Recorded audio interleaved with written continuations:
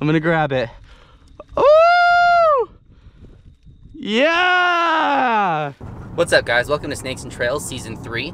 My name is Tyler Carlson, and today we're shining cuts in West Texas, the Trans-Pecos region of Texas. It should be a really cool time, and yeah, let's get at it and cue that intro.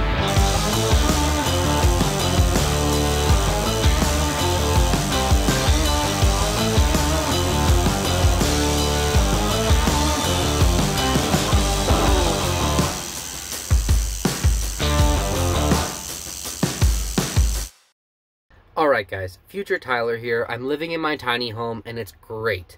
I could not be more happy living in 56 square feet. But I do need to give you a bit of a spoiler warning for this episode. I find a Grey Banded Kingsnake. And it's really cool and you'll get to see it. But you'll also get to see a clip of me releasing the snake. And that sounds really cool, right? I found this Grey Banded Kingsnake. I let it go and it's potentially still roaming out there in the wild. It's potentially still doing its thing, but I told a very select group of friends about me finding that snake, and I told a very select group of friends about what county I found that snake, what road I found that snake on. No one has the exact specifics of what cut I found that snake on, but even still, very shortly after I found that snake and let it go, someone went to that area and destroyed the habitat in an attempt to find that snake. It's terrible. It sucks. So just know that there's a bit of a gray shade over the rest of this episode, and it's hard for me not to think that that finding this amazing snake was ruined by the people that destroyed this habitat.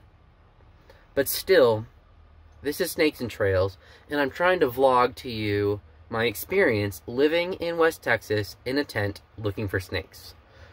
So anyway, here's the episode. I really hope you enjoy me finding this Grey Banded Kingsnake. It meant so much to me to see this animal, and it meant so much to me to photograph it, to be able to film it, and then it meant so much to be able to let it go. But after this episode, if you're willing to stick around, I'm going to talk a bit about habitat destruction, and I'm going to talk about what happened and tell the whole story. Anyway, I really hope you guys enjoy this episode. Alright guys, so tonight I'm on a different set of road cuts in a different area in the Trans-Pecos. And this set of road cuts is the area that I really want to focus on this summer. I've never seen an alive Grey Banded Kingsnake out of this mountain range, but I've seen them other places. And the places I've seen them before, they're a little bit easier to come across. They're still a tough snake to find, but anyway, I'm gonna hang out in this area tonight, and you'll probably see me here a lot for the rest of the summer, and hopefully we'll find something. All right, guys, I just cruised this snake on the road next to the cut. It's a Baird's rat snake, Panther bairdi. I'm gonna get it off the road and get some footage for you. Alright guys, so here's this Baird's rat snake, Panther bairdi. These snakes are pretty cool, and their babies are gray with a blotched kind of black pattern running down their back. And their adult phase is more of like an orangish gray color with two stripes running down their back. Anyway, really cool to see this little snake. I'm really glad to see my first snake in the range where I found him. Anyway, my main goal is to hang out in the range where I found this snake to specifically find a Grey Banded Kingsnake in that area, but we'll see what happens. He was Grey Banded Kingsnake size when I saw him on the road. And I was a little bit bummed that he wasn't a Grey Banded Kingsnake, but still really cool to see this little Baird's rat snake. I'm gonna go ahead and let him go. Pretty cool.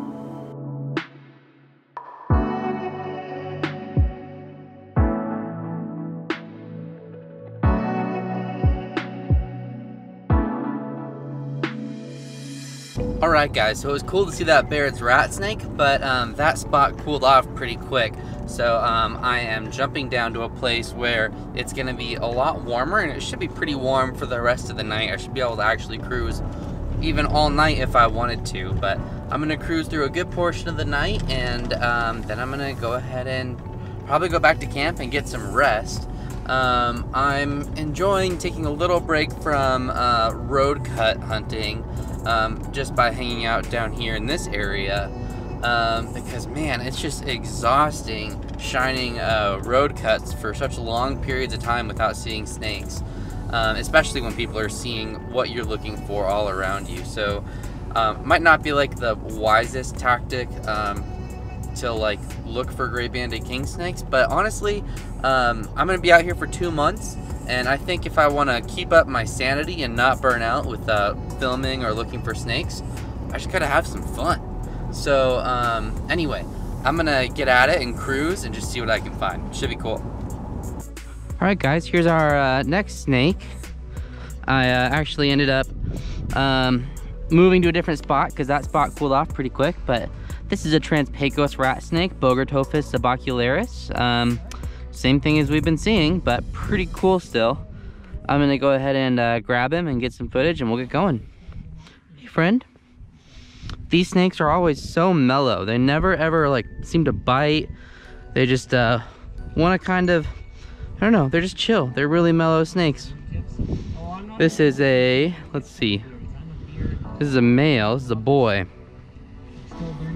I'm not even worried that he's crawling on me, but cool snake. I'm gonna get him off the road and get some footage.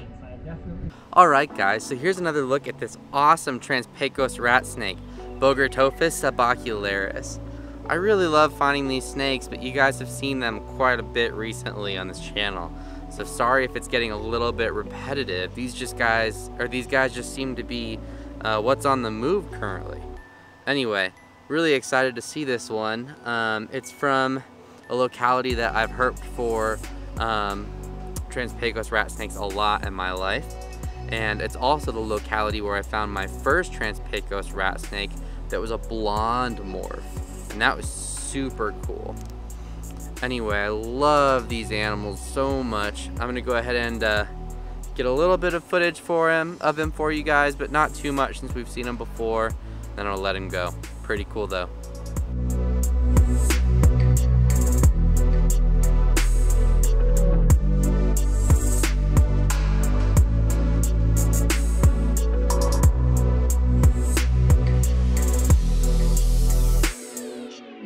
All right, guys, I'm gonna let this guy go right on this road cut here.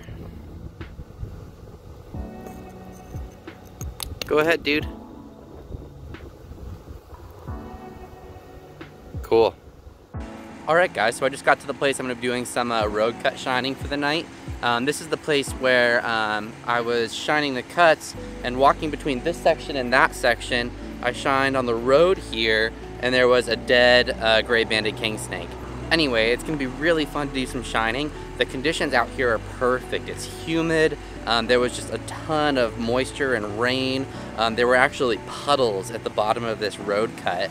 And also, now it's like 88 degrees. It got up to 93 here today. So it's gonna be a really, really good night.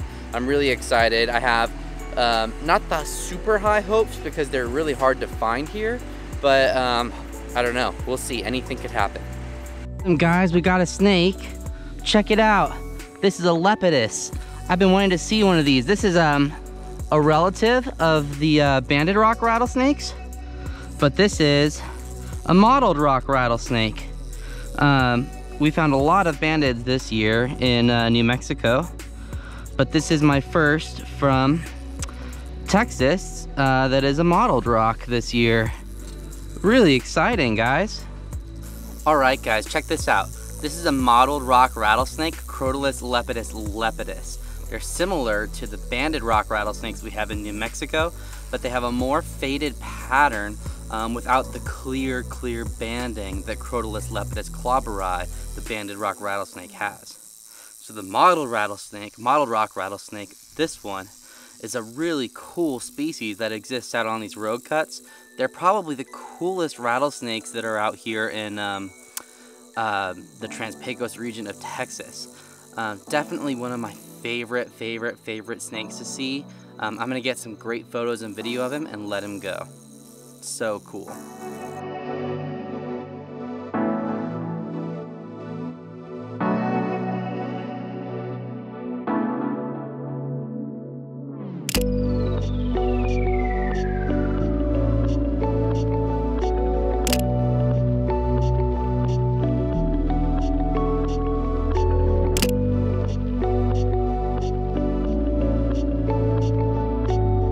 Alright guys, here's the release of this Lepidus.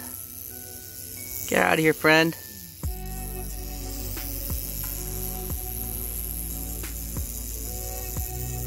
Pretty cool. Guys, this is it. This is Lampropeltus Alterna, the Grey Banded Kingsnake. I'm gonna grab it. Ooh! Yeah! Woo!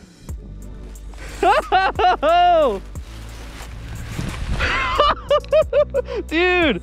You're right by the truck! It's a beautiful one too. Oh my gosh! Alright guys, check it out. This is Lampropeltus Alterna, the Grey Banded Kingsnake. What a cool animal, huh? They're silver with orange saddles, and every orange saddle has a black circle around it. I love these animals, and I'm so excited I got to see one. People were finding these left and right on the cuts I was at earlier this week around me, and I was not ever the lucky one. Oh, sorry, buddy, I didn't mean to scare you. But anyway, I tried to reevaluate my situation, and I wanted to come out to somewhere with less competition. So that's what I did tonight. I've been one of the only people out here all night. And this guy happened to come out on the road cut. It was about 2 in the morning. Really cool to see this snake. I can't wait to get some photos and video of it, and then I'm gonna let it go. Really cool.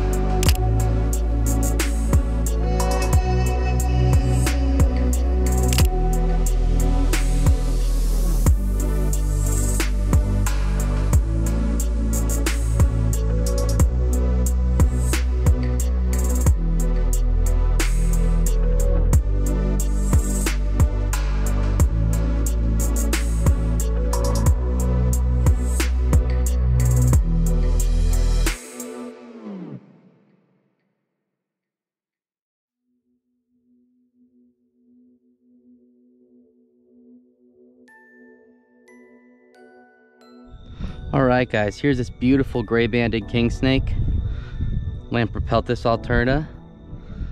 I had so much fun seeing him, so much fun photographing him, but it's time to let him go. I found him right on top of here, but I'm gonna go ahead and let him go right in that crack. See ya, friend. Get in there. Bye. Alright guys. There it is, Grey Banded Kingsnake. Let's leave him be. Awesome.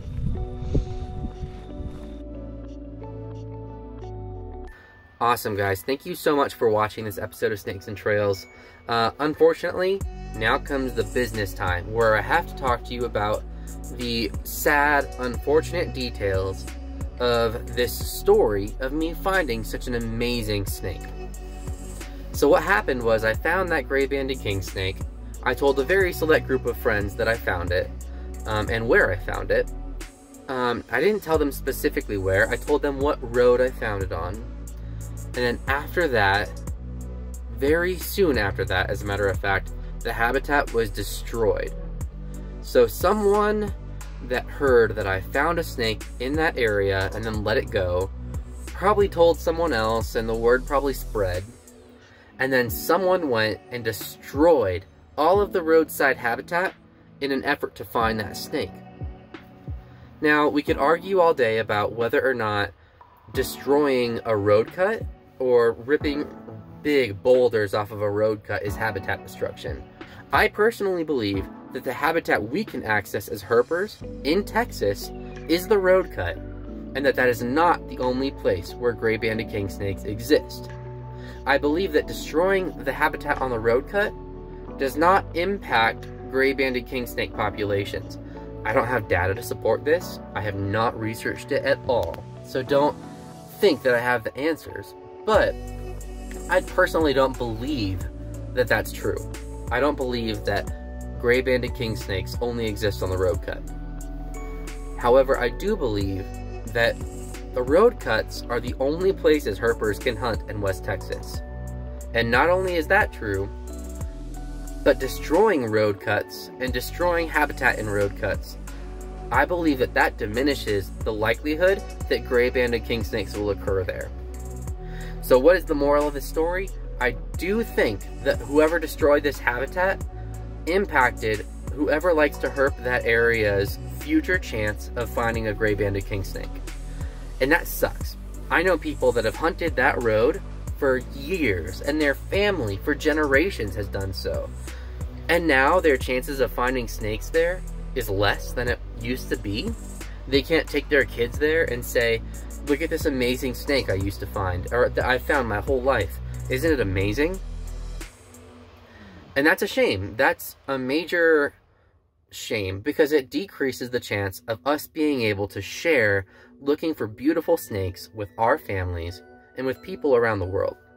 So the moral of the story is, don't destroy habitat no matter what. Don't destroy road cut habitat. Don't flip boards and not put them back. Don't flip rocks and not put them back. Be a steward of the land that you're occupying and make herping possible for the future generations. Don't be the guy that has to collect every snake he finds. Don't be the guy that has to destroy habitat to catch a snake. I've been tempted to do that. I honestly have, especially with really cool snakes or snakes I've never seen before. But don't be that guy. Be the guy that advocates against habitat destruction. And that's really all I have to say. I'm really sorry to the families that have hunted that road for generations and have to deal with habitat destruction and tons of herpers in the places that they love to look for snakes. I'm really sorry that's happening. I'm sorry that the ability to look for Grey Banded Kingsnakes is just not there in that area as much anymore. And I really hope that we can turn around as a community. That's my rant. Let's start this conversation in the comments, and whatever you have to say, we'll talk about it. Alright, thanks for watching Snakes and Trails, and I'll see you next week.